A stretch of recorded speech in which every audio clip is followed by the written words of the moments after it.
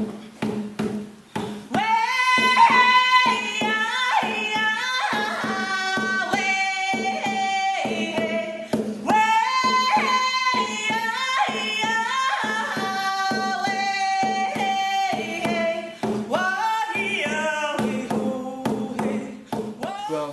hello. My name is Dale Michael Ward.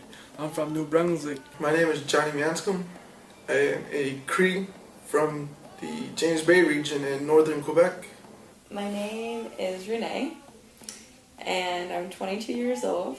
I'm from Fort Erie, Ontario. Born and raised there. My name is Echo McLeod-Shabgijik. I'm 16 years old, and I'm from the Pacific First Nation. Tell me what you are doing here. Walking to traditional welcome. To the traditional fire pit for our welcoming of the Taking Action program. And having Why did you decide to become a part of the Taking Action project? Probably my home community. Your home community. And seeing how it's going to benefit them. Good. At first I was thinking on it, and then I realized that this taking action, then this can be history, if this could be the spark that ignites the flame. Yeah, because I wanted to get more involved in the culture and learn more about it. I didn't know anything into it about almost anything. I've never been smudged before or done any traditional kind of stuff. Yeah. I came here more to prepare myself to advocate for those kinds of things. So that's why I became involved. I didn't really have an immediate connection to HIV itself, but I mean everyone is affected. I decided to become part of it because I did the Taking Action Part 1, and I only did it for fun, but it's just with all that information they gave me, it was amazing, and I just wanted to do more, and so I did Part 2. And what about, what got you involved in thinking about HIV? This is an HIV project, so that's a pretty intense thing. So what made you, think, oh, that's something I really want to get involved in? So learning more about how to protect yourself, right? It's also by teaching or spreading the information about HIV and AIDS. It also helps me stay protected as well. Well, like I said, it started off 4 years ago with the first project.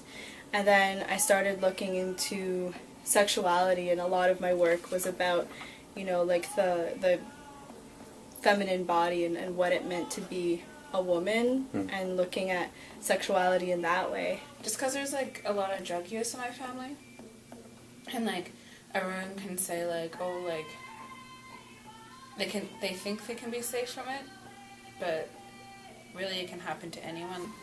Involving our community and our young people as much as possible, and creating awareness whether it's through our culture, whether it's with regards to HIV and AIDS and healthy sexuality. I'm pretty open, and if I can help people, that's my goal. So. Okay, we're going to move into the digital story aspect of the interview. Can you tell me a little bit about your digital story? My story was extremely stressful in the beginning because I had no idea what I wanted to make it on, and I kind of just, reflected on something that really affected me in my life, and it was my past. The story takes place on the violence in our community that takes place due to all the alcohol, drugs, and sex abuse that goes on, and we took a personal experience of how we were connected to all the violence in town. I kind of made it into my own personal story, and I talked about a little bit about my past. I never went to great deal detail. I don't think I could, with certain situations, and the time didn't allow that either, right? Too. But it came together really smoothly. I got my point was, we're all people. I thought I should make my video, especially in my community. I know there is I wanted to make my video on something that I know youth can relate to, and that are basically going through, and that they're not alone, and that it is possible to heal from what you're going through. It started with my film. when I got emotional,